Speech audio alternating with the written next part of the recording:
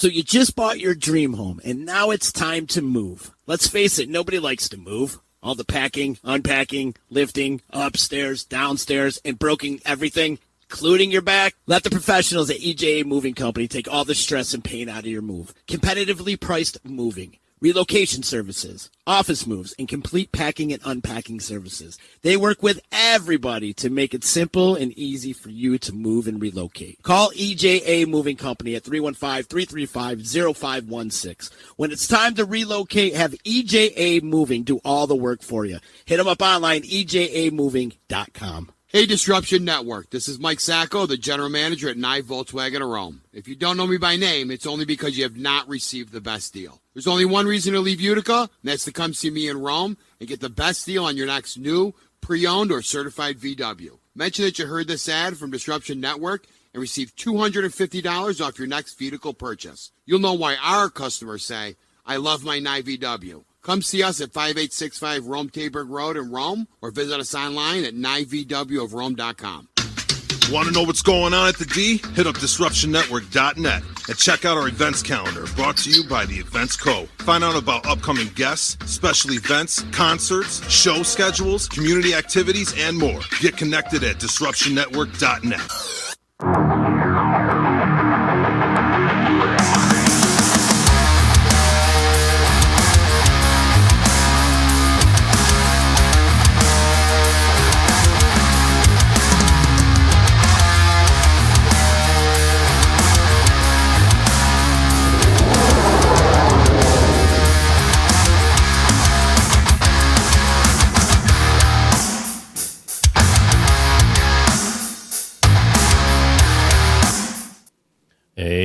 Hey, back again once. I'm trying to put this thing all together here. What's going on, good people? I'm a hot mess right off the get-go. Great start. Great start, guys. Yeah. What it is there's so many buttons over here, and I'm always pushing them, and I'm trying to figure out, like, this goes to this goes to that, and, yeah, all over the place. But how's everybody doing tonight? And obviously, you know me, Rich Masucci. Check it in here, 3 and Out, brought to you by Disruption Networks and MyGarageBar.com. We'll get it together. We've only been on for like 3 years? We'll get it together. Yeah, 3 years and 4 months of this season or however long. Yeah.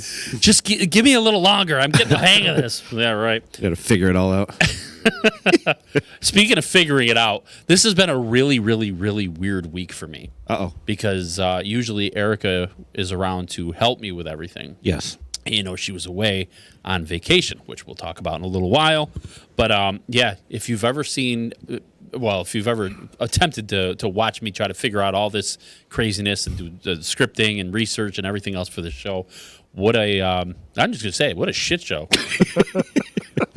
You don't usually hear me cussing, but boy, that was a good one. Thank God she's back now. Yeah, but not this week. You guys are gonna find that. Let me introduce you. Oh, look at who we got. We got the Rays here again, and of course, Mr. Jamie Austin. Yes. What's happening, sir? Not a damn thing. Good times here.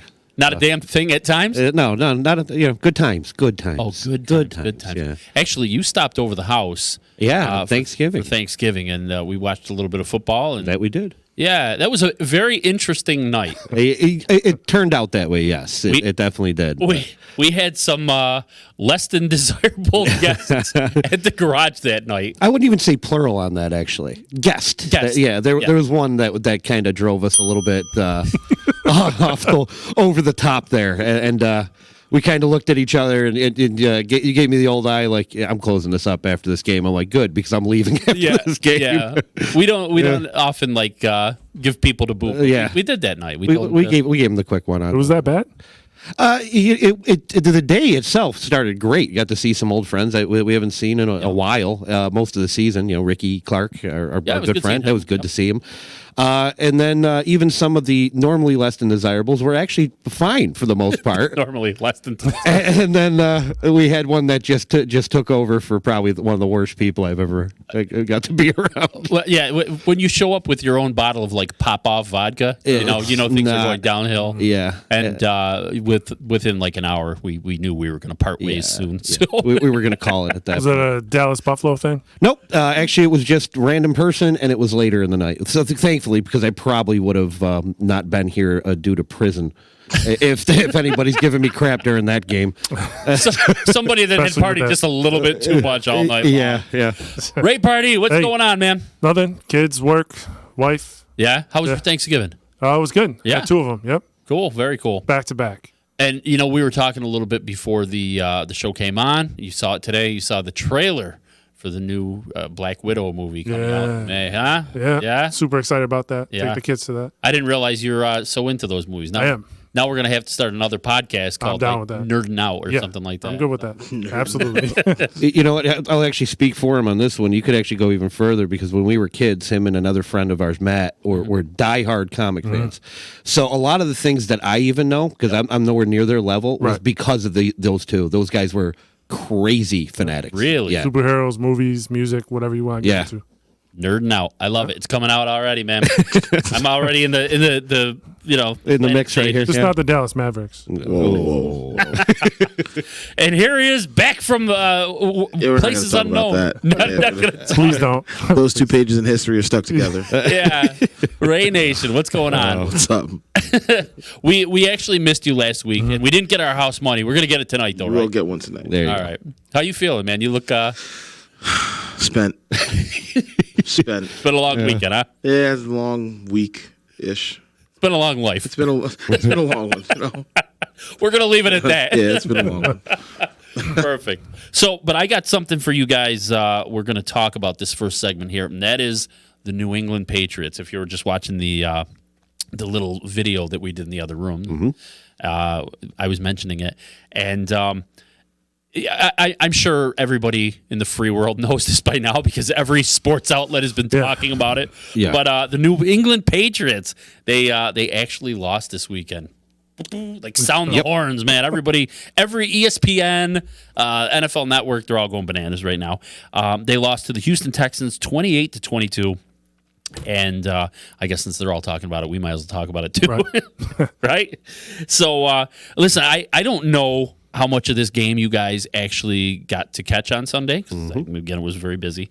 But I'm going to tell you what, the New England Patriots, they might be in some trouble. Might be in a little bit of trouble.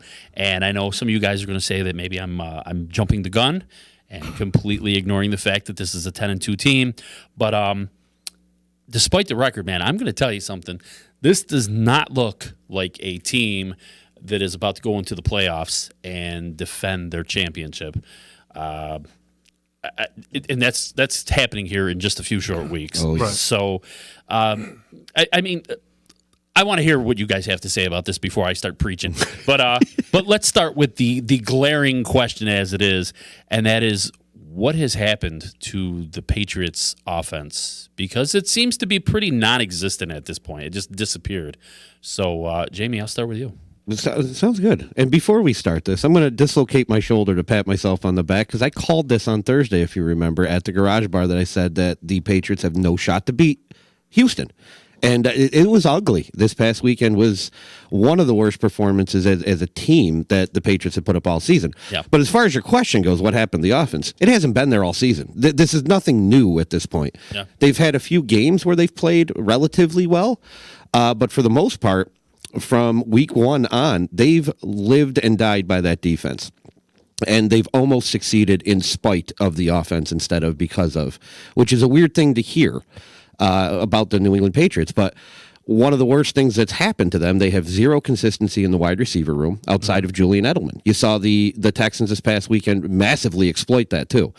And at least in the past, where they used guys like Wes Welker and Julian Edelman, of course, to a small extent when he was there, Danny Amendola, what they would do is simple screen passes, get their linemen out to block downfield, wide receivers will block downfield, and that was working. But you had to respect a little bit because of Gronkowski. You don't have to respect Matt Lacoste at this point. Their tight ends are nothing at this point. So it really it showed if you stop Edelman, you're stopping Brady, and the team as a unit hasn't been able to run really well as it is from week one on. So that has been it. It's a sputtering offense, and it is not what we're used to seeing or hearing or talking about over 15 years now. Yeah. I mean, the other night watching that, with the exception of maybe Julian Edelman and James White, Yeah. there was nothing to talk about at all. No. This is where I disagree. Uh-oh. Uh-oh. Okay, because Okay. Wait, the reason I disagree is Tom Brady right now is 5th in yards thrown. Mm-hmm. Okay, 5th. So we tend to think that Tom Brady is slowing down. I mean, it's not like as if the Patriots haven't lost games before in other seasons. Kansas City is constantly taking them to the woodshed in the regular season. The playoffs, it's a different story. So I don't view it as so much as the offense is sputtering. I just think it's not balanced. So right now they're 21st from a rushing perspective and 6th from a passing perspective. So they don't fear any of the running backs coming out. Also, Tom Brady is holding on to the ball a little bit longer. And if you saw that game, they almost won it. They almost got an onside kick. They've only lost by 6 points, and that was after having a terrible 3 quarters. So something kicked in the fourth quarter to where they almost won that game. And it was in Houston. In Foxborough, it's a different story. Whether it's regular season or playoffs, they're just a different team there. You know, and you were sharing your Foxborough story in the back, in the shitter, and it's a house of horrors. It probably should have won on the Halloween episode that we did, because they just need to get to the playoffs, and if they get a home game, they're going to reach the championship game. I mean, you know, I'm going to say this. This was going to be my next question on here. You know, if you're watching like ESPN or NFL Network or anything like that right now, a lot of those outlets are kind of deflecting, I'll say. They're deflecting a lot of the blame to the fact that Tom Brady has had this revolving cast of characters in the offense right now. And, you know, Josh Gordon. Right. That guy who we can't ever say his name. I can. Okay, go ahead. Antonio Brown. That guy. I can. Yeah, him. Nikhil Harry. I can say his name. Mohamed Sanu, even Philip Dorsett. Yeah, Philip Dorsett. He's been in and out of the lineup constantly. And I mean, I know that you know, that's definitely part of it. That's got to be problematic at best to have a revolving door on your receivers like that. But the other thing that I think can't be denied is 42 years old. I mean, at some point you're going to have to face the fact that maybe Tom Brady is just getting a little old. This game is passing him by. You know, I mean, they made a huge stink that he ran 13 yards on that little scramble play. I know that was more of a joke, but at the same time, it was sad to watch too. But yeah, he's not quick. No. But at the same time, I mean, how many times are we going to look at that and say, well, if he gets to the postseason, Tom Brady will kick in and the Patriots are going to light this up? Yeah. I mean, there's going to be an end to it. It's going to happen. Well, I hope there is, but at the same point in time, the world hopes so. When you saw Peyton Manning with Denver have a historically good defense, he didn't do anything either. Mm-hmm. Okay, so now you have the Patriots on track to have a historically great defense. Yeah, he doesn't have to be great anymore. And I think a similar decline with Peyton Manning. You're seeing it with Tom Brady. He can still win the Super Bowl. I mean, that's the reason Ray gets so happy about the Broncos is because that defense won him the Super Bowl. Mm-hmm. Ray, what do you think? Honestly, you guys need to relax. R-E. Yeah, because I'm looking. I just quickly looked up the box score. They had 471 yards of offense. So that doesn't look like a team really hurting. They lost by 6 points. James White, 177 scrimmage yards. Julian Edelman had another 106. Tom Brady threw 3 touchdowns. I mean, what if that looks like a team that doesn't have it together? I don't get it. I don't know. If you look at his stats, he hasn't had it all season, man. I mean, top 5 in passing yards. I mean, that offense from where we were last year, I guess maybe I'm kind of going with a lot with what you're saying about it not being a balanced offense. Right. We're so used to this offense completely lighting teams up, or at least in years past. Correct. Completely lighting teams up, and then, you know, whereas we always used to say, like, other teams don't step on the throat when they got them. And the Patriots always used to do that, and they would rely on that well, it wasn't really quite the defense it is now, but they used to step on the throat and snuff them out. And and teams just used to kind of bow down going into places like Foxborough. I think they used to look at it and be like, we can't win this game.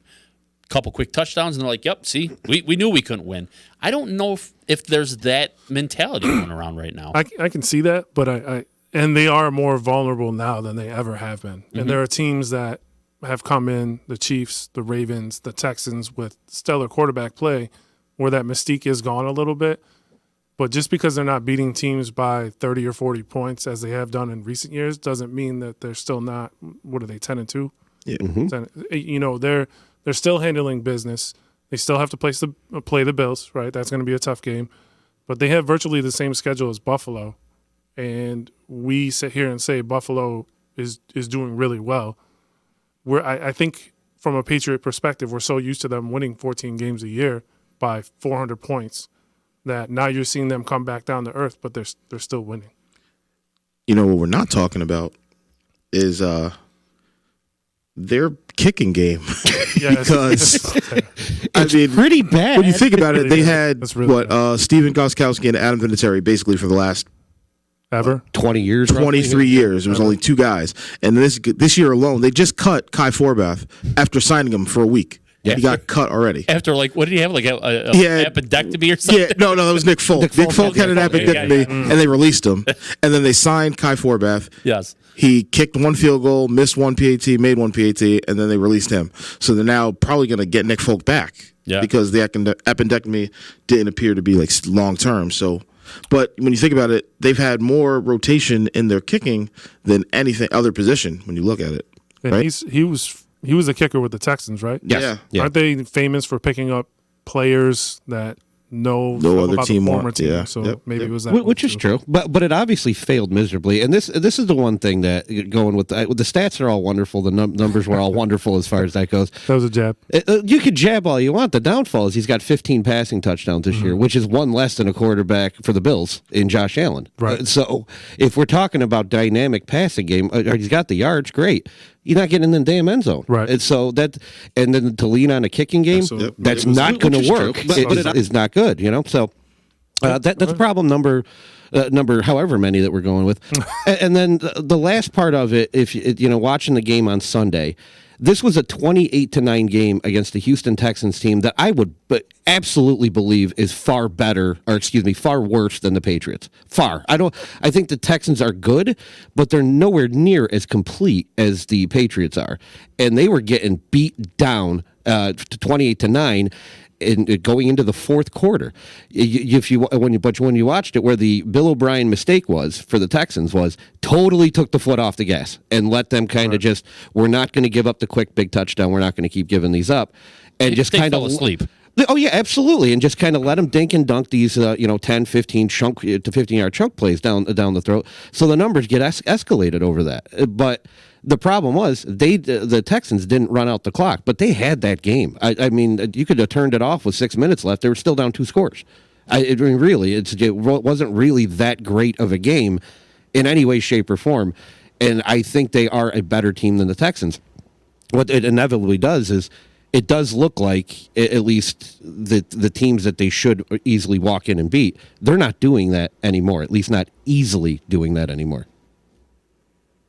They can't draft a receiver either. They can draft every other position, but the best receivers they've had to go out and sign. Or Randy Moss, Wes Welker, Antonio Brown. I can say it. Yeah, you can say it. Josh Gordon. I don't know why they let Josh Gordon go, but how do you forget Julian Edelman? He's been their most consistent player for a decade. Yeah, converted quarterback from Kent State. Yeah. I want to ask you guys though, because as I check this current playoff picture here. I'm looking at this, and I mean, I got to say, I haven't seen this kind of thing in a long time, and that's that probably 4 of the 5 teams, other than the Patriots in there, 4 of the 5 teams, I think, have a legitimate chance of beating the Patriots this year. The Chiefs and the Bills certainly can, they can hang with them. And the Ravens and Texans have already both beaten them. Mm-hmm. If there's anybody in there that I would say probably doesn't have a chance, it's the Steelers, and obviously they're, Not with Duck, man. You guys got a shot.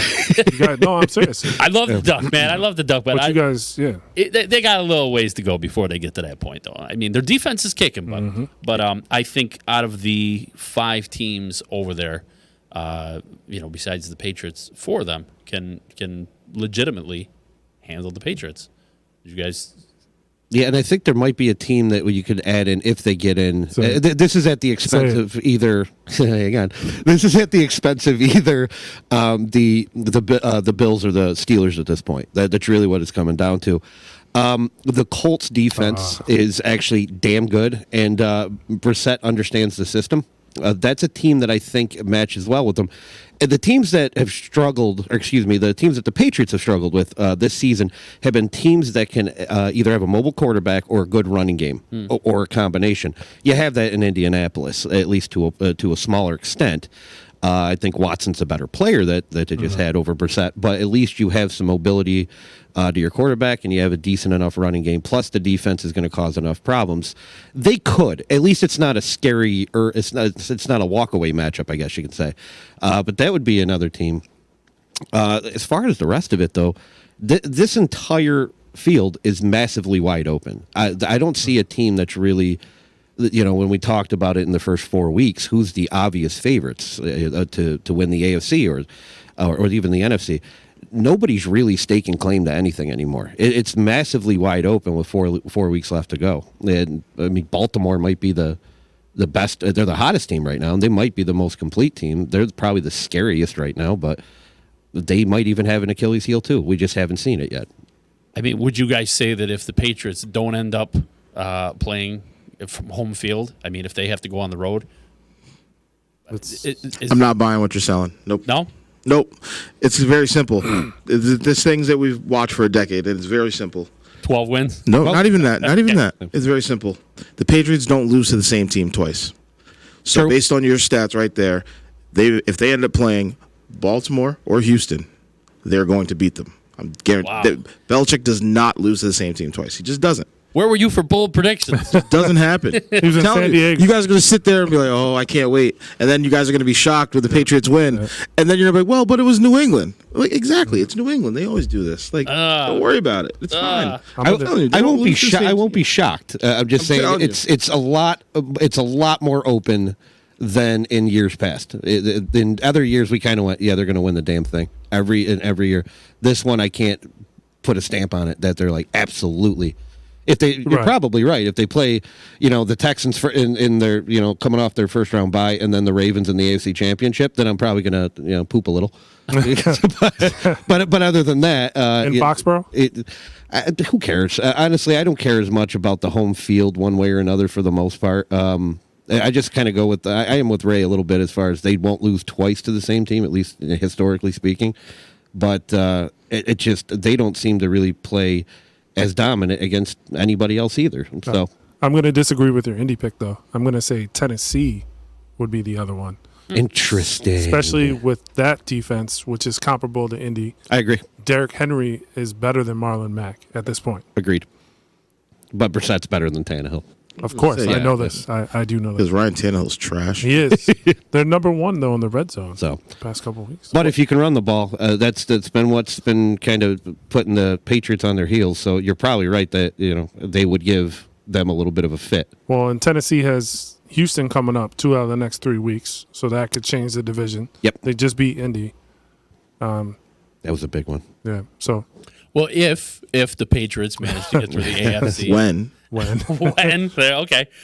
the Patriots manage to get through there, let's start talking about the NFC. What teams over there might be able to put up a match on them? Every single Niners, Seattle. Are you finally coming around to the New Niners? Orleans? I guess so. Enough to say that if they play the Patriots, they'll win. Because who doesn't like a storybook ending like that? Wow. Ooh. Seeing the guy that Belichick wanted to keep go to another team and then beat him in the Super Bowl. Watching Garoppolo take that championship away from them. Woo. That would be spectacular. Belichick would be more miserable about that than the 6 that he's won. Like, he'd be like, God, he might secretly be happy, though. Like, he was right. Retirement, but he was right. But he was right, yeah. He was right. He might. Any team in the NFC except Dallas or Philly. Yeah. By the way, I agree with that. Philly's trash, too. Yeah. Why? What happened last week? Oh, because they lost to the Dolphins. Oh. It's crazy. That was another game that the Wonder who final called score that. doesn't tell you what actually happened in that game. They beat up the Eagles. Good for you. They scored It felt really good. They scored like Felt really good. 37 points or The something. punter threw it to the kicker. 37. To the kicker. That was actually a really cool. That was play, a great by the play. way. But off getting off the Eagles and Dolphins for right now. As far as the NFC, there is two that I prefer. Ray's already mentioned one. Ray Nation, I should say, is the Niners for exactly what I've been saying. They run the damn ball and very well, and they do have a nasty defense, as we very well know. Seattle's another one. Yep. They run the damn ball and they have a solid defense. I'd say at least it's more than above average at least. Plus, they also have Russell Wilson, who literally wears a cape while he's playing. I don't know how he does it. I don't know how no or idea. what. Half the time, I don't even realize he still has the ball. They're leading that division now? Yes, Now they are. yeah. No, yep. How did that happen? The Niners are a wild By beating the card. Niners Yeah, on Monday that's- Night Football last week. That could be an interesting storyline too, though. Coming back, the Seahawks to take that Super Bowl match or Yeah. Super Bowl I rematch. think they play the last game of the season, too. Seattle, San Fran. That'd be awesome Yeah. too. Yeah. That'll be great. for the division. I agree. Ah, boy, I'm disheartened. I got to tell you, I don't think they're coming out of the AFC. I really don't. In a perfect world. Of course, I'll be chiming in February saying, "Screw those guys." Yeah. I'm 12 going wins. home. 12 wins, They'll have favorable 13 or calls. 14 Favorable by then. calls. Favorable calls. Yeah. No, I'm actually with Ray. I think they're going to get to at least 13. Which Ray? Nation. I heard him just say, I this think they get sucks. 13. Yeah, like every They'll probably, time- honestly, I think, I was looking at the schedule. I think they're going to beat Kansas City. They're going to beat Cincinnati. They're going to lose to Buffalo and then beat Miami. Everybody keeps saying beat Miami. They always struggle with Miami for That's at least correct. once a year.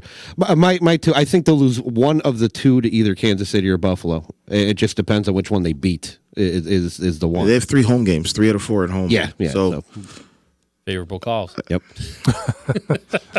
The refs are playing, right? They're playing. Yeah. they always play. They'll be fine. Yeah. So, guys, I got to tell you, I know we said that she wasn't on tonight, but Erica actually is in the studio with us. Yes, she is. And we're gonna bring her in for the Moss's Mindbender, and let's do that now. We'll take a little break and we'll go to that question. See what you got.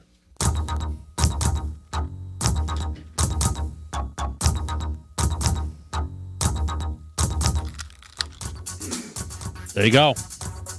All right, here I am. I'm back with this week's Moss's Mindbender Trivia Question of the Week. We have a game Thursday night between the Dallas Cowboys and the Chicago Bears. So my question is, who holds the record for the all-time passing yards for the Dallas Cowboys with a total of 34,183 yards? Again, who holds the record for the all-time passing yards for the Dallas Cowboys with 34,183 yards? We're going to find out that answer right after the break. Don't go anywhere. We'll be right back. Tony. So you just Romo. bought your dream home and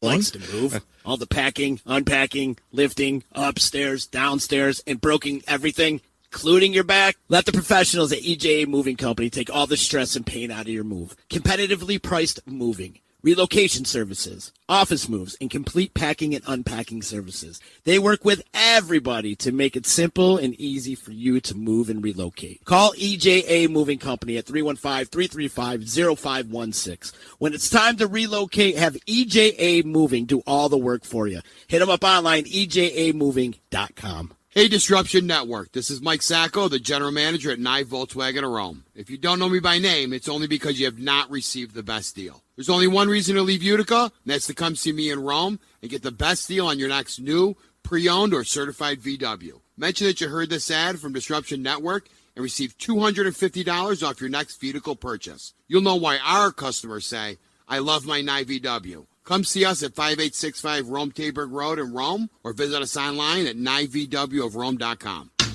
Want to know what's going on at the D? Hit up DisruptionNetwork.net and check out our events calendar brought to you by the Events Co. Find out about upcoming guests, special events, concerts, show schedules, community activities, and more. Get connected at DisruptionNetwork.net.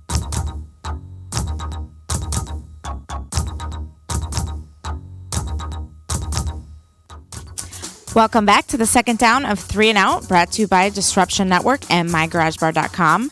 Before the break, I hit you with my Moss's Mindbender. That question was, who holds the record for the all-time passing yards for the Dallas Cowboys with a total of 34,183 yards? The answer is, Ray got it, Tony Romo. That's right. Tony Romo was with the Cowboys from 2003 until 2016. Right behind Romo was what everybody probably thought the answer was Troy Aikman with 32,942 yards. So there you have it, folks. This week's Moss's Mindbender. Wow. Tony Romo. Moss coming in and saving the day with Moss's Mindbender. Good old Tony Romo, who talked about Dallas and everything Dallas for 3/4 of the Thanksgiving game until he realized that they weren't going to win. Yes. And then he started talking about Buffalo a little bit. Oh, dear. You know what's great is we got to bring Erica back out here in a little while. Oh, yeah. And she's going to tell us a little bit about her trip. But, Moss, are you tired? You look very tired. She was just like, there it is. Moss, this is my Here's my question. It's like Eeyore. You know? Tony Romo. Might as well not even bother. Actually, we're glad to have you back, Moss. And, so we got to talk a little bit about the Hall of Fame, which is going to be coming up here very shortly. And the NFL just released their the list of their final 25 semifinalists for I guess they changed this up a little bit. There's a couple different levels of this. I'm trying to figure out how they come up with these names. Some of these are like old timers. They have to vote in like old timers, and then there's the modern era players, which is what we're going to talk about. Mm-hmm. So there's a whole bunch of them. Troy Polamalu, wide receiver Reggie Wayne. There's linebacker Patrick Willis. There's a bunch of guys coming up real quick here, and some good names. So I wanted to ask you guys. I'm going to give you the names first of all, and then if you want to go through and we'll talk about who you think might get in and who's going to just kind of miss out here. Some of these guys are very deserving, and there's a lot of them that have been on this list for quite a while. Oh yeah, and I always hate to see some of these names get left over, but it's I don't know how they do the voting sometimes. Let's start off here. The first one on here was safety Steve Atwater, who obviously played for the Denver Broncos. And then he played for the Jets later on. He's been in there. He's been on this list of semifinalists 9 times. That's got to be brutal, sitting there 9 times and being. This is the year. I guess 8 times. Yeah, this is going to be 10. it. Nope. Yep. Carl Banks, linebacker from the Giants, and then he also was with the Redskins and the Browns. Rondé Barber with the Bucks. He's been on there 3 times. Tony Boselli. From the Jacksonville Jaguars and the Houston Texans. Isaac Bruce, wide receiver with everybody will obviously remember him with the Rams, and I think he was with them with the Super Bowl run, right? It was him, Torrey Holt. Yep. Yeah, and then he went to the 49ers after. Yep, 49ers. Leroy Butler from the Green Bay Packers. Alan Faneca, who was with the Steelers. Everybody remembers him from there. He was guard. Torrey Holt. I didn't even notice that. Torrey Holt and Isaac Bruce are on the same one. That's kind of cool. Steve Hutchinson. That's a great name. He was in for a while. Who else we got? Edgerrin James. Edgerrin James has been on there 6 times. This is going to be his 6th time on this list. So sooner or later, he's got to get out. I cannot even think. John Lynch. Clay Matthews. Clay Matthews has been on, let's see, 4 times he's been listed. And this is Clay Matthews Sr. Yeah. Yep. Sam Mills, who was a linebacker with the Saints and the Panthers. He's been on there 3 times. Polamalu, this is his first time. Simeon Rice, you guys will remember him actually from the Bucks when they won the Super Bowl. Played for a couple different teams too. He's been on there 2 times. Richard Seymour, Iron Man. I'm actually kind of surprised Richard Seymour is not in there already. Really? Yeah, I think I am. Steve Tasker. Steve Tasker. And of course, Jamie, that's got to be your guy, man. Steve Tasker was great special team. He was a Swiss Army knife. Yes. With Steve Tasker. Yes, he was, man. Fred Taylor, running back from Jacksonville Jaguars, and I always forget he's played once for a cup of coffee he had with the New England Patriots. Zach Thomas from the Miami Dolphins, and then with the Dallas Cowboys. Hines Ward, Hines Ward, man, how's he not in there? Crazy. He's been 4 times semifinalist with the Steelers. Ricky Waters, there's his name. Reggie Wayne, Patrick Willis, Darren Woodson, and Bryant Young. So those are our guys. Those are our 25 semifinalists. I don't know how much of a chance you guys had to take a look at that and kind of mull over those names and figure out what's what. But Ray, I'm actually going to start with you. Which Ray? Ray Nation. Yeah. Did you see anybody in there you think is a shoo-in to begin? I would imagine Troy Polamalu is a shoo-in. I would imagine he's going to get in. I'm kind of shocked Ricky Waters isn't in. And I'm really shocked he's only been a semifinalist one time. Yeah, that's And surprising to me. Been too. eligible for years. Holy God, wow. Reggie Wayne, I definitely think he'll get in. Alan Faneca. God, I'm going to stop naming Steelers now. No, go ahead. I like Continue. Carry on. Yeah. And I'm going to be honest. I think Isaac Bruce and Torrey Holt are going to have a problem because they're going to be like, well, one or the other. Right. And they both are arguably, focal points of that team. So, yeah. Rondé Barber, he doesn't need to get in. Relax. And chill. Relax. Take a seat for another year. Yeah, just sit down. How many years has Rondé Barber been in, or has he been? 3. 3. 3. Okay. Yep. He needs to get to 10 semifinal appearances before he gets in. Isn't there a number they cap you at before they move you to like the to that, there's another list that Like a legend or like, yeah, like Exactly. yeah. I think that's kind of what I was trying to say I think that's before, what like you're the old timer. The old timer league. Yeah. John Lynch. Yeah. You got to get a Bronco in there some point. Yeah, we got Atwater up there too. Well, Atwater's not But getting. he's a Jet too, so he can't. Atwater's. I mean, if he went in though, he would definitely go in as a Bronco. Yeah, I don't think absolutely. he would No. go in as a Jet. That would be Nobody wants to go on as a Jet. yeah, unless you're Broadway Joe. That's He about doesn't, it. he doesn't even know he's a Jet. You don't know. He doesn't doesn't remember even know he's he's on a the So, It's horrible. It's true. It's on the sideline in a fur coat, sexually harassing somebody. Probably. Guaranteeing something. Ray, what do you think? So the way I do, or I look at from a Hall of Fame perspective, that's about individual accomplishments, stat collection, things like that.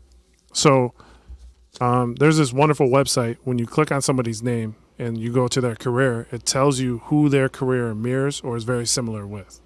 Nice. So I did this with pretty much everybody except Atwater. So, you have a receiver whose career is compared to Tim Brown, Steve Largent, Andre Reed, and Chris Carter. So you would say the majority of those people, if not everybody, should be in the Hall of Fame. Yep. Sure. So I kind of did it based upon that. So that's Isaac Bruce. Okay. You go down the list, you have somebody whose career is the same as Derek Brooks, Jack Lambert, Mike Singletary, Brian Urlacher, Jack Ham. that's Patrick Willis. Got to be right? No, that's Zach Nope. Thomas. Zach Thomas. So here's what you do, right? So when you look at the stats and who they're compared to, you just say who they're compared to. Don't even say the team name or, who they represent, what their name is. And that gives you an overview of, I feel like you're amongst your peers at that point in time. If your peers are in the Hall of Fame, you should be in the Hall of Fame. Yeah, I would agree with that. So you have a receiver on this list, excuse me, whose stats are compared to Keenan McCardle, Anquan Bolden, and Chris Carter. So it's kind of iffy. Okay. That's Hines Ward. Oh man. You're about to be thrown off the show. I know. I said Get this this. guy out of here. Yeah. You have somebody on here whose career is compared to Leroy Butler, Darren Woodson, Dre Bly, and Fred Smoot. Do you guys know any of those people? Yes. I know you. I know you do. Okay. But I know what you're saying. Are they Hall of Famers? Are they Hall of Famers? No, they are not. They are not. That's Troy Polamalu. Well, that is a bad website then because Troy Polamalu very clearly should be. Listen, in the Hall he's of a ball hawk. I mean, you have to take intangibles into it as well. Sure. There's one person on this list that when you click on their career, they're compared to nobody. There's nobody like them. Nice. Atwater. Tasker. Tasker. So then, you just go down the list, and I think people get sentimental or they're fan favorites or they're people that they liked watching. You got somebody who's compared to Roger Craig, Barry Sanders, OJ, and LaDainian Tomlinson. It's Edgerrin James. Were they arrested? They might My have. bad. It sounded Might like not be good. But, game. yeah. that sounded Game. like the all-time convict list. What about Brian Dawkins, Daryl Green, and Mel Blount? It's got to be John Lynch? Woodson. No, excuse me. It's Rondé Barber. Rondé Barber. No way. All right. No Rondé Barber. So here's the thing: just take the name away, take the team away, take your personal feelings. Look at stats; they're intangibles. Like Hines Ward probably isn't in the Hall of Fame because he destroyed half of these people on a block going across the middle, Probably. right? But once you do that, you kind of get a sense of who they're in rare company with and if they should go in or not. Stats-wise, Phillip Rivers is a Hall of Famer. Right. Which is true. He should not be in the Hall of Fame. I But totally you're agree with you. a Bronco fan who hates No, the no, no, no. It's that's not it. Because I think Tom Brady will be first ballot. Yes. I think Drew Brees will be first Right. ballot. Yes. I just think players like Phillip Rivers who have done nothing. I mean, yeah, the stats will be there. Tony Romo's got stats. He does. Is he a Hall of Famer? I think so. Oh, Well, then I'm done with football. But here's the thing: it's an individual achievement at that point in time. Did you play to the level of certain greats, or had you No, achieved? he did not. I he disagree. botched. Listen, he ruined. Yeah, the snap he ruined- sucked. Yeah, the snap sucked. Well. But at the same point in time, he's putting up 41 points. His defense is allowing 45. I'd like to compare his stats. You know what? I'm going to go to that website. I'm going to go to that website. You should. Send me the link. I'm done with I got football. some. I got some things to think about. You got somebody here compared to Greg Lloyd, Jesse Armstead, and Ray Malawaga. That's Patrick Willis. yeah, oh yeah, I Well, could. Patrick Willis was a freak of nature. Yeah. Also, yeah. Oh, yeah. And his career was cut Tackle short, right? He machine. only did 8. Yeah. He only did I 8 think he had years. 8 years. 7 out of those 8 years, though, he It was, was all-pro. first team. First team all-pro. All pro. You know, it's crazy though. When I look down this list, though, it's like John Lynch, 8 times being on that list, Yeah. man. And I said it before, Steve Tasker, 7 times being on there. You almost think to yourself, like, if they haven't voted him in Right. after like 4, Stop. Yeah. maybe it's not going to happen. I don't know. Should, though. There's nobody to compare him to, which was ridiculous. Yeah, I'll agree with that. And then Faneca, just to let you know, is Larry Little, Willie Rofe, Larry Allen, and Walter Jones. They're all phenomenal. All phenomenal linemen.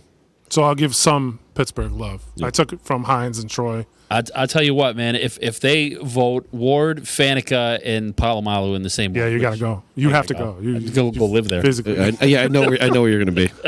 I'm going to live in the Hall of Fame. It's gonna But be great. that's how I did from a Hall of Fame perspective. That's how I looked at it. Jamie, what about you?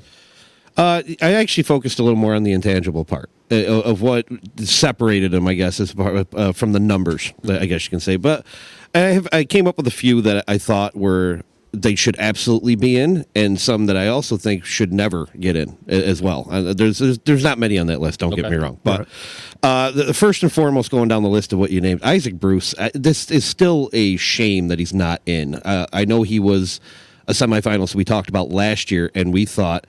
It was his company, if I remember right. You know, it was either last year or the year before with like Terrell Owens was on it and Randy Moss, and they had great receivers.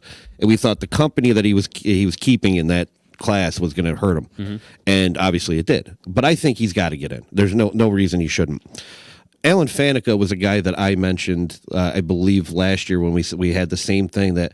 He's got to get in. He was one of the best linemen of that entire that entire time frame. Sure. So he has to be in, without a doubt. Torrey Holt, sorry, buddy. When I think of the old, the Rams, excuse me, the Rams of that time with Kurt Warner throwing the ball, The greatest show on turf. Yeah, exactly. Yeah. Torrey Holt almost goes to the wayside for me at that point, and it's nothing personal to him as a player, but. Isaac Bruce, I just thought was a better all-around receiver, for the most part, and Torrey Holt was just the other guy that did the same thing. Continuing on, John Lynch was probably one of the nastiest safeties I've ever witnessed play. Almost to a dirty point, which I hate to say it that way, but he didn't care. He ran around and murdered people, and that was his life, and he loved every second of it while he was playing. So I think he should get in as well. Palomalu, that was the one for the intangible thing, because that dude played every down like his hair was on fire, and he had a lot of hair. So I mean, we're talking. There's one play I can specifically remember. I believe was a maybe even a blocked field goal. They just threw him in there at random, and he hurdled the center and blocks the field goal. pretty much just no concern for his physical well-being whatsoever. And I love that. Reckless abandon. Exactly. I absolutely love that about, his playing style. I actually agree with Ray on one of the linebackers, he says, and he might fall out of his chair here. Zach Thomas. Zach Thomas was an incredible linebacker that I think got overlooked in his playing career because of two reasons. One, where he played, and two, the other linebackers in the league at the time, like an Urlacher, for example. And so everybody kind of forgot that Zach Thomas was always in the top of the tackles, always one of the better ball hawks for a linebacker as well. And you almost forgot about that, unfortunately, for him. Hines Ward, I love the guy. The problem with Hines Ward is if Isaac Bruce goes in, Hines Ward does not. He should get in at some point because Hines Ward was about as complete of a receiver, correct, as there is on the list, and that's despite a lot of physical shortcomings that he had. He's also the best blocking receiver. Probably might even be the best blocking player on this list, and there's offensive linemen. That's frightening. He just wanted to hit everybody. Other than that, the ones that I don't think should ever get in, and I hate to say this, the first one that threw me off on this list was Patrick Willis. And the problem that I have with him was not his ability, right. not his. He is an absolute freak of nature. And he was the scariest linebacker of the current generation, especially the first ballot guys. But he had the abrupt retirement, and it was for his own personal reasons. Yeah, he wanted to stop playing before it became a problem. But I don't think that you deserve to be in the Hall of Fame if you have a shorter career. That's kind of my thought. It's also why I skipped over a bunch of these running backs that we had. I thought some of them did some good things, but they've also kind of ended up towards, the shorter end. They fell short of the Barry Sanders, the Emmitt Smiths of the world, and the Walter Paytons for all intents and purposes, to where I think they've put themselves in really tough company. Edgerrin James, I thought he was a great player. It's same with Fred Taylor. But I also don't believe that Frank Gore is going to end up in the Hall of Fame, and he's third on the NFL rushing list right now. So it's just because when you look at the stats and you look at the intangibles, as you said, I think guys like that, they fall by the wayside because they weren't as dynamic during their time. They did well, and nobody knew about it. Yeah. And I think that's going to be forgotten of those guys. Some of these guys, when you mentioned somebody like Gore too, yeah. I mean, yeah, he's got 1 million yards, but there's also longevity there. There is, very true. And Edgerrin James did stay in the league a long time, and he was one of the better backs of the league. But he wasn't even. I don't even think he was the best back in the league. Is this Tony Romo? Many of the years that he played. So, same with Ricky Waters. I know he had a good career. I don't think he's Hall of Fame worthy though, as well. I want to point out one thing. All right. Sure. There's a gentleman that has 32,942 yards, 165 touchdowns, 141 interceptions, and the man is in the Hall of Fame. I already know who you're talking about. Hold up. There's a man right now with 31,623 yards, 203 touchdowns, and 159 interceptions. Should they also get into the Hall of Fame? Ray, you want to field this one? I mean, again, I did this in the class, and then you take into account intangibles. All right. So you're telling me that Ryan Fitzpatrick is a fucking Hall of Famer? Absolutely. Is that the second is Ryan Fitzpatrick? Yeah. Oh my God, I didn't think over that was Troy Aikman. Yeah. Those are Troy Aikman versus Ryan Fitzpatrick. Troy Aikman. I knew that was Troy Aikman. I did not know that was versus Ryan Fitzpatrick. Yeah, and that's a Hall of Famer. What's wrong with that? Ryan Fitzpatrick is not a Hall of Famer. For beating Philly last week? With the beard. He's not a Hall of Famer. 100%. He is not a Hall of Fame core. If he is a Hall of Famer, you know what? We're getting in the Hall of Fame too. I'm getting on the 2022. I'm putting myself in. Why not? It has been at least 5 years. It's definitely been 5 years since I played, so I'm in. Sign me up. Oh man, those are really his numbers. Those are numbers. Wow. Ryan Fitzpatrick. Who knew? Congratulations on your Hall of Fame induction. Yeah. Whenever you decide to retire. Can I induct him in? You sure can. Like, you're going to be the one to give him his introduction. Yeah. Here's $1 million question. What team does he go in under? Well, technically, it'd have to be Buffalo, right? He had the most years with Buffalo. I don't know if that he only had 4. Well, I know, but I know. I'm looking the most years with one team, Buffalo Bills. Yeah, he's a mercenary, right? Yeah, 4 with Buffalo, 1 with Tennessee, 2 with LA, 2 with Cincinnati, 2 with the Jets, 2 with Tampa Bay, 1 with Miami. Made the round. Man. But He's a Hall of Famer. He is. That is. He is. These are Hall of Fame quarterbacks. Congratulations! Every quarterback in the NFL is going to have 31,000 passing yards before they retire. Right now, starting quarterback. Is Phillip Rivers better than Ryan Fitzpatrick? Hall of Fame. You're in. That's not fair. You're in. That's kind of crazy when you think about those numbers. It is. When you He play spent a lot of those years. but when you factor in that Ryan or Phillip Rivers, since we're talking about him, he plays in sunny California for 15 straight years. He's supposed to have those numbers. He's supposed to have those numbers. They don't even have any fans unless they're in Mexico. Mexico City. Man. All right, so going off of that, let's just get away from that for a second. What you're mentioning though is one thing that I talk about constantly because I love it. The era that we are currently watching of football is massively different, and you also have to take that into account as well. When guys like Aikman and Jim Kelly and Marino and Elway were able to play, it was a far more aggressive game. Defenders were actually allowed to play defense on top of that. To where now you got a guy like Ryan Fitzpatrick who has Hall of Fame numbers, but you got to watch that. You got to watch that era. That's another thing that should go into account when you're looking at the list of these names as well. I personally think that somebody that played in the 90s and early 2000s is a better player than somebody that's played from 2006 on because of the rule changes. Then it's really, if you're just throwing stats at me on that one, just because everything has changed and it favors offense, it favors what fans want to see, which is points. That's what everybody wants to see. You want to see a 45-42 game. We don't want to see a 10-6 shootout. Well, let's do this because the debate can rage on forever. So it will. If we had to narrow this down to our 5 finalists this year, we'll say 5. Sure. Because again, we'll be here all day. Who would you guys? Can you agree on 5? I could say 5 right off the top of my head. Looking at it, I'd say for Isaac Bruce, Alan Faneca, John Lynch, Troy Polamalu, I believe is going to be that, and I do think that Zach Thomas is the other one. Those are my 5. I'd probably say Zach Thomas, Polamalu, right? Tasker, Isaac Bruce, and then you're gonna have to go with Faneca. You're gonna have to go one of the offensive linemen. I agree, and I think he's better than Hutchinson. I'm going Ryan Fitzpatrick. Very clearly, he's one. Tony Romo.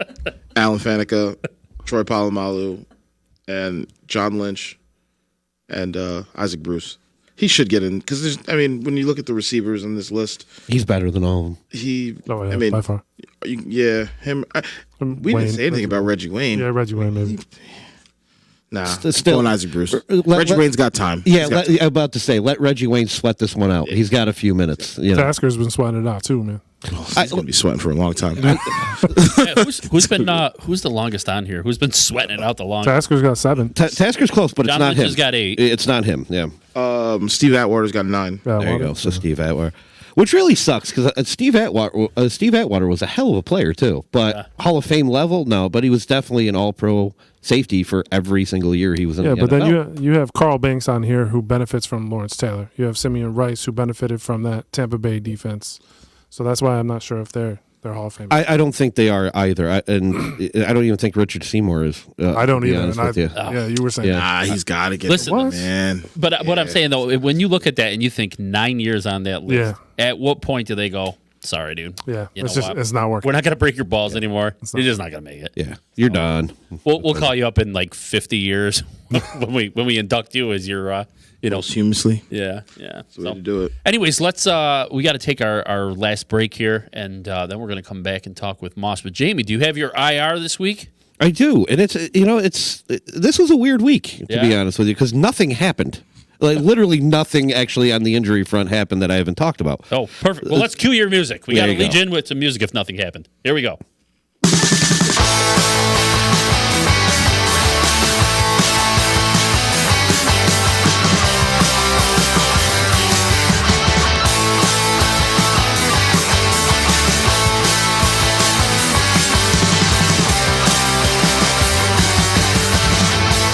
All right. So since really nothing actually happened this past week as far as entertaining ones, I figured I'd talk about one that I saw happen quite a bit over the last couple of weeks, especially with the colder weather hitting, which is hamstring strains. We've seen a lot of those over the last few weeks.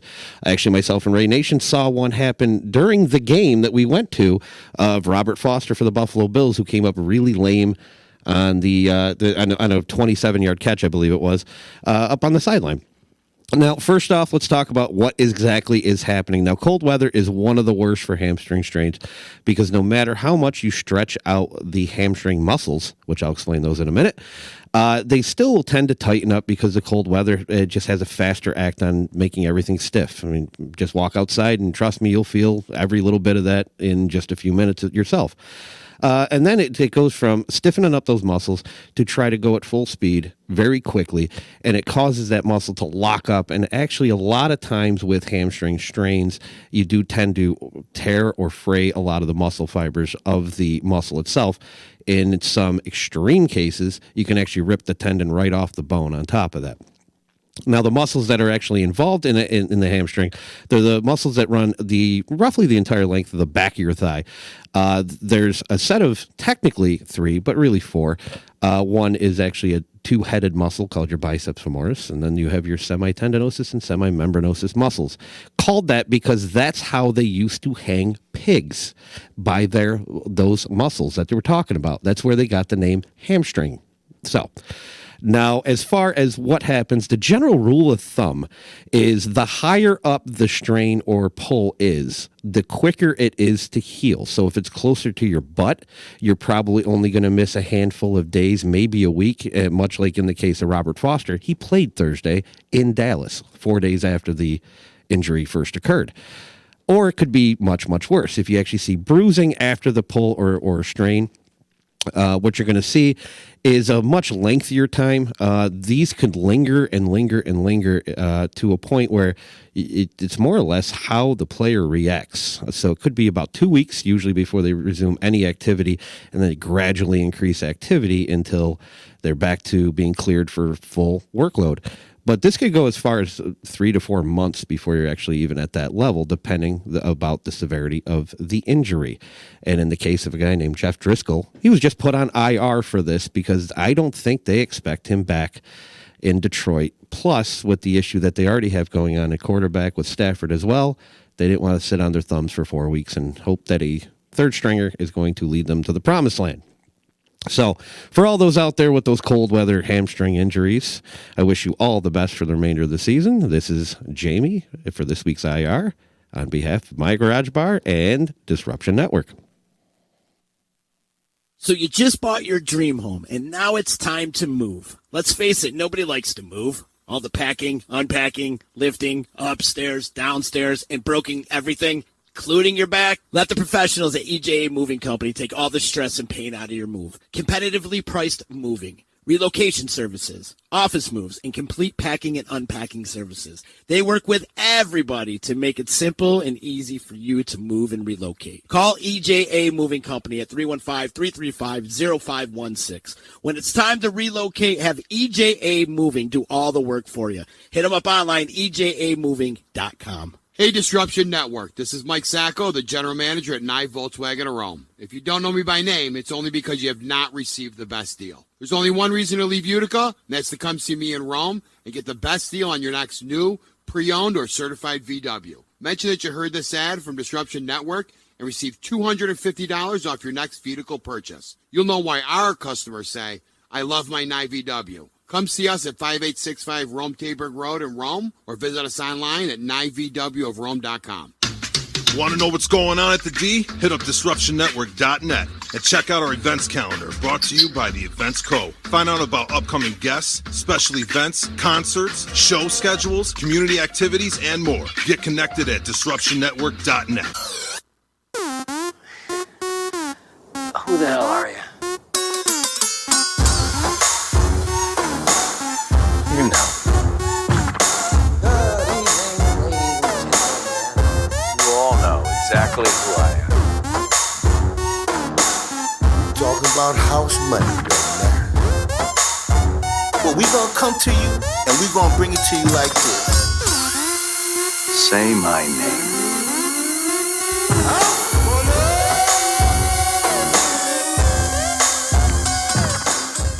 All right, I know it's been a while. I'm back on it. I'm just going to get right into this here. The Dallas Cowboys are in a very, very, very difficult situation, and if they lose this game, you can pretty much guarantee their season's over. But they are playing the Chicago Bears, who also have been abysmal. So I like Dallas on the road. Take them, Dallas, -3. The Seattle Seahawks coming off a very, very, very high-scoring game versus Minnesota Vikings. They've got another tough matchup this week, but it's Russell Wilson. He will be MVP. I don't care what you guys say about Lamar Jackson. I'm a little biased there. But take Seattle -1 this week on the road versus the Rams. And last but not least, I guess I'm on board now finally. It took 12 weeks. But the Niners, they're playing the Falcons at home. It's a little high spread. It's 11.5, but the Falcons are as bad as we think they are. Take San Fran -11.5. And there you have it, folks. That's this week's House Money. The house money. Yes. Back. Yeah. The Niners are going to crush them. So I love how you say it took 9 weeks, but you're finally on board. Well, I said 12. He but said yes. both you are both right because it was also 13. 13. I was going to throw There's a bye both week you in under there. the bus. There's a bye week. I'm actually The bye week, I was convinced they were going to win. We've only been saying it all year. Well, why did you do that for house money when that happened? That would have been a guarantee. It's true. Lock them up. You know what? Just take a team on a bye week. And take a team on a bye week. Don't lose any money. If anybody's stupid enough to bet you, you'll win. Oh my So God. for everybody out there watching, you can obviously see that Ray has now magically turned into Erica. Hey, here I Yeah. am. And you know what? Let me see something here. I think I can switch your name. Yep, it still says Ray, I think. Yeah. I'm gonna. Oh, switch this. that's great. Let's see if I can do this. That is Ray Party. Hold on. You got it? I got the knowing and the doing of a lot of things. There it is. Boom. How did I? Nice do that? highlights, Ray. They are actually pretty nice. How'd you do that during a minute break? Oh boy. That was exciting. Anyways, Good so job. we brought you back, Moss. You did. To talk about your trip down to Florida and Back to the snow. specifically your trip to the swamp. Yeah. Which trying to put it in the football terms here. You grew up in Gainesville. I did. And we're always talking about, towns that are kind of made, cities and towns that are made because of their football teams. The Gators. You can't deny that when you go into Gainesville, It's that Gators. that is all that it is. It is a college town. That is what Gainesville is a college town. You eat, breathe, shit, do everything Florida Gators, and there's nothing else to do. I mean, there is a lot. I shouldn't say there's nothing else to do, but it's beat in your head at a very young age. If you don't know how to do the Gator Chant by the time you're 3 years old, there's a problem and you're not teaching your child something right. It's, but at the same time, it does have a very home feel. Yeah. It's a great small town, raise a family kind of place. There's lots of places like where my parents live where you're kind of away from the college and you don't get in the mix of all of that, but yet then there's a different college on the other side of town too, so that's confusing. But it's a different experience, and when I try to explain it to people up here, they don't really understand that concept. Yeah. Yeah. They think having a Florida Gator room in your house is not normal, where in Gainesville that's all you do. You have to, if you don't have a Gator room in your house, there's a problem. Yeah. And I know you guys also have a Gator pool. Yes, my parents do have my a Gator God. pool. With it's like the little mosaic Oh my gator God. head in the bottom of the It's pool. great. It's great. It's quite the thing. The first time I saw it, I was Afraid? afraid. Yeah. I was like, wow, this is a very, very committed family. That is absolutely true. But that's not just us. No, That's that's everybody everybody. that lives in Gainesville. It's very normal. It's actually very normal for any Southern team, SEC, ACC, but it's down in the South. The South is a completely different world when it comes to college football. Yeah. Than it is up it's here. Absolutely the life's blood of it. I actually brought Rich years and years and years ago. We tailgated for a Florida State game. And he was like, what is going on around here? These people are nuts. Well, and that is absolutely what I kind of wanted to get into today. I mean, my very first experience with that, and I had only been around to like some of the stadiums around here. We had Sure. been to Rich Stadium or like New Era Field, New yeah, Era. yeah. Or, yeah. And of course, like we were up in Syracuse before. We tailgated there, and it's up here. It's very different down in the South because everybody is just so passionate about it, and it's the first time that I had seen like a fleet of Winnebagos that it's were everywhere. that were completely decked out, just Gators. They were Gator Winnebagos, and you're like, whoa, what is all that? I mean, like it's a village that pretty much comes together, and that's all it is. It's an entire street and then all the side streets. Everything is just tailgate after tailgate after tailgate. A funny story is years ago when I was in college, but I lived in Gainesville.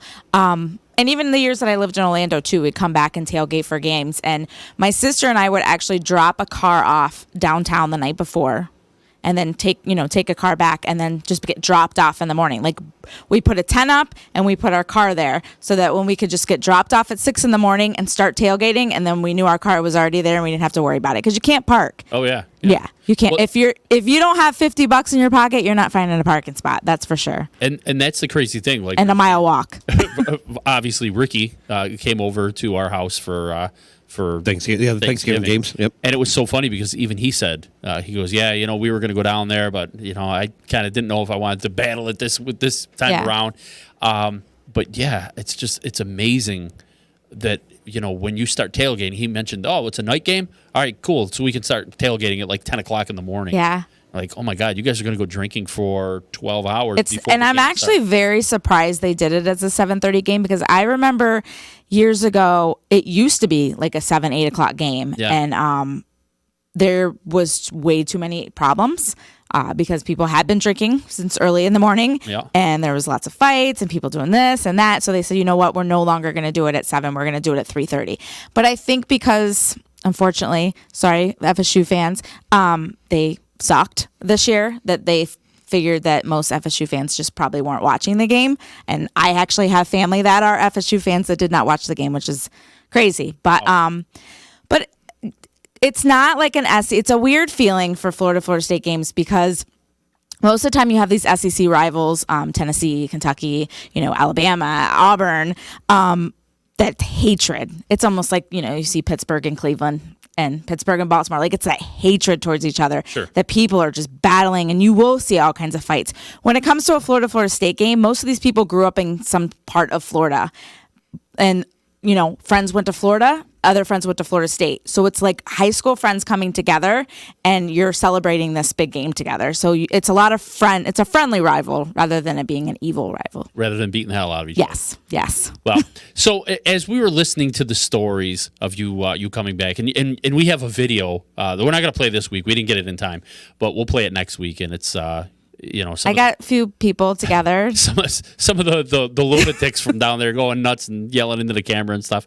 But we asked everybody, what is your favorite place to tailgate? And party before the game. So, Ray, I know you've been to a couple different stadiums. Do you have one in particular? For tailgating? Yeah. Believe it or not, I actually enjoyed the tailgate in Buffalo. Yeah. I mean, they heckled me a little bit because I was wearing all Denver gear. Yeah, he was. I get that. But it was a good experience for the most part. Met a lot of Canadian Buffalo fans that just came over the border, and they wanted us to drink with them, and we got to throw one of them through the table. That was pretty cool. Oh, they got the table thing going on. Did their whole Bills Mafia thing. Yeah, that was pretty cool. But yeah, Buffalo probably was one of my more fun experiences for short tailgating. Yeah. Have you ever been to a college game though? Besides Syracuse? Syracuse, UConn. Football? I went to UConn for basketball. Oh, okay. That's nuts right there. Insane. Yeah. Insane for basketball. Football, Syracuse, I've tailgated there. It's not really intense. It's kind of couple tents, couple tables. Yeah. Could have some hot dogs. Trying to Get some hot girls out. We went to a Jets Broncos game years ago, way back when Favre was quarterback. That tailgate was insane. Trying to think where else. No, I think that's it. Yeah. Yeah. Jamie, where'd you at? The worst part, and this is going to sound like a homer thing, it's Buffalo. That's been my favorite experience throughout.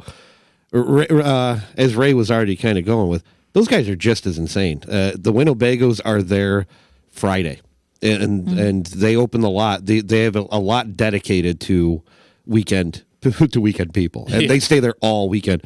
Even nicer, actually, if you are one of the Winnebago people, the coach and Josh Allen and the receivers, like players, wander around Saturday and Sunday before the game in that lot and shake hands and eat burgers. That's what they do. It's awesome, but it is a nutty experience. It's loud, it's live, and so that's been one of my more favorite ones because it's just crazy every single time. Doesn't matter the weather. Yeah, and that's the other thing. I think the great thing about Buffalo, and we've said it a million times, those fans are so dedicated to their teams towards anything. Yeah. I mean, and they've had years and years and years of losing and everything. Their commitment doesn't waver. And that's the beauty. They sell out every single game, regardless of record, pretty much. And the tailgate, every lot is a tailgate lot there, and some people's front yards are tailgate lots. Mm-hmm. They're always filled, and it doesn't matter what's happening. It really, really, really doesn't. So that's been one of my more favored ones, and still is. And before you ask, I have been to college games. I've actually tailgated at Michigan. How was that? Pretty damn crazy, actually. Though they're very, very, very rabid. I think if I went for the Michigan-Ohio State game, it would have been nutty. It would have been, but I didn't, unfortunately. But or even Michigan State, they hate each other. Yeah. So that would have been a good one. It was Michigan and Northwestern. So it's like, all right, well, nobody cares about Northwestern. They're terrible at football. Yeah. So we just kind of had a few burgers and called it a day. If there's somewhere I would want to go, though, I was thinking about this, and this is totally ridiculous and stupid. It's based on food because I am a fat guy in a littler body, and I would go to like Houston. Hell yeah, get some barbecue. You know what I'm saying? Yeah. Or even San Diego when it existed. I know they're in Los Angeles, but they're still San Diego to me in my heart because a friend of ours actually lived out there, and they said they do like fish tacos and all these great things out there for their tailgate. I'm like, I do that because that sounds like my people. Can I tell you what the greatest thing I ever saw was this weekend was the person next to me at their table. I was like, can I take a picture of this? Because this is fantastic. I mean, you can have burgers. You can have, they said they have steaks. They have all kinds of food. But the thing that the people want the most, Chick-fil-A sandwiches. They had about 20 Chick-fil-A sandwiches on the table. And I was like, this is the greatest tailgate table I've ever seen in my entire life. Forget the dip. Forget the chicken. Forget that. I want Chick-fil-A sandwiches. I'd be mad. No. If I got fast food that I can get any day of the week, I would be Chick-fil-A. No, there's no such thing. If I get fast food any day of the week, I would be mad if I had to eat it at It's not fast food, it's fan food. It's fan food. I don't give a damn what they call it. It's a sham food in my book, all right? Sham food. Screw that. We're going to get you guys. We're going to take a 3-and-out trip, and we're going to go down tailgate it. No problem, but I'm getting pulled pork. If I'm going to be in Florida, I'm getting something good, damn it. And jambalaya and all these other great things, and I'm staying away from the Chick-fil-A table. Oh, I could go with some jambalaya. Absolutely. Yeah. You know what, though? I got to say, Buffalo was pretty good, too. We went to Miami before. I've been in Miami a few times, and I didn't really... The Dolphins, yeah. Oh, okay. Sorry. That was like, whatever, we're here. It's kind of an uneventful tailgate. I hate to say it that way because... Yeah. The South cares more about their college than they do their NFL. New England, like I said, that was kind of like, maybe it was just too cold. I don't know. But Buffalo, I mean, it was snowing like a bastard that day. Yeah, it was. Yeah. And people were still out there, shirts off, going nuts. It was... Well, the best part is they probably used the shirts to hover over so you could light the grill. I don't know, man. That place. I've seen crazy things. It was just nuts. Anyways, what are you guys watching this week? I got to homer it. I have to. I mean, this is a huge game. Buffalo and Baltimore this week. It's in Buffalo. We're talking about their tailgate. If you want to talk about insanity, go this Sunday and just try to wander up and down the street. Don't even go to the game for all I care. It's going to be nuts in there because they have a legit shot with a win to actually clinch the damn playoffs this week. So it's going to be nuts there this week, regardless, and we'll see. We'll see if the Buffalo is an answer for the Lamar Jackson show, especially now that their former offensive coordinator and Greg Roman is Baltimore's offensive coordinator. There might be some tricks there. Some Interesting. trickery, some tomfoolery. Oh, yeah. Interesting. Moss, you know what? Before you go, yeah. you know what I'm surprised we didn't mention? What? Tailgating at the damn Super Bowl. What the hell's the matter with that you two? was something to talk about. Holy cow. Twice. How did I'm just going to leave? All right, but this is How did, crazy. She got her purse stolen. That's because I got my identity stolen that day. And I looked at it and I said, oh, well, we're just going to keep drinking. I just can't pay. Yeah. That's all. What are you watching this week? I'm actually a little upset that I missed out on the New England conversation. So I'm going to say New England and Kansas City because I would like to see them with another L. Put it right out there, Moss. Yeah. That's what we love. What do you got, Ray? Let me look real quick. I guess I don't want to. I'm not watching that game. Definitely not watching that game. Not watching anything. Ray's out of the NFL. He already told All right. you. That one's good. This one right here. Nope, I don't want to watch. All right, I'm gonna be honest. There's like 2 games I'll watch. I'll watch the Buffalo game, there you go. and Do you want to watch Chicago versus Dallas? Oh, Chicago and Dallas don't want to watch Chicago versus Dallas. I guess I'll watch that Niners New Orleans. That should be a great game. Yeah, that's a good game too. Yeah. Seattle and the Rams should be good too. Oh, and I made a mistake. They are not 11.5. Excuse me, that was wrong. Is wrong? It's only -3, but still take. It's actually New Orleans -3. Damn. Oh, boy. Wow. So Well, take Niners +3. Oof. Got to take them. And from off camera, Ray, do you got one you're watching? Same thing, huh? Yep. And I'm kind of hoping the Niners lose, so I can get back off this bandwagon immediately. Like, They should have told won you this guys. week, I too. told you. Like, They should have beat Baltimore too. Tired of this damn thing. dude. All right. Well, listen, we got more programs coming up here in just a minute, so we gotta. There's a big party going on. We're gonna Skedaddle. have a huge party going Yep. on here in just a few minutes. So let's get off here. But guys, thank you so much. It was very fun tonight. I think having all 4 of you in the studio. Yeah. Yes. Good time. Oh, right. before we sign off officially, can I say this one stat that I heard that put Adam Gase into infamy? Oh, Okay. surely. This is the beauty. Though he's the coach of the year for this. Adam Gase is now officially the only NFL head coach in history to lose twice to undefeated teams when their record was 0-7 or worse. Wow. Like you said, Hats off, Adam Gase. Ray Party is over here giving the fist bump because his team got away from that dumpster fire that is Adam Gase. There you go. So, anyways, that's going to do it for us, guys. So, for Jamie, for Erica, and for both the Rays, I'm Rich Masucci. Thanks for watching us tonight, and we will see you guys next Tuesday. Tuesday. All right. Yeah. Take care, guys. Enjoy the games. See ya. Later. Out.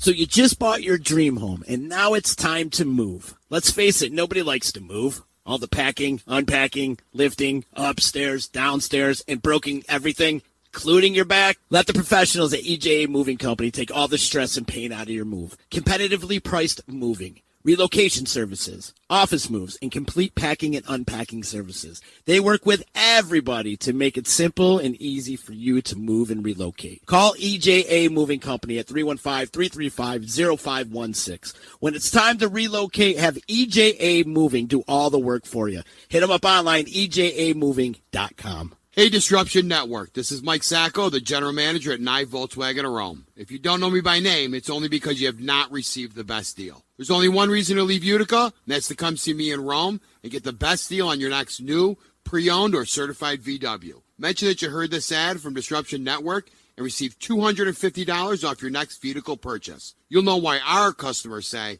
I love my Nye VW. Come see us at 5865 Rome Taberg Road in Rome, or visit us online at nyvwofrome.com. Want to know what's going on at the D? Hit up DisruptionNetwork.net and check out our events calendar brought to you by the Events Co. Find out about upcoming guests, special events, concerts, show schedules, community activities, and more. Get connected at DisruptionNetwork.net.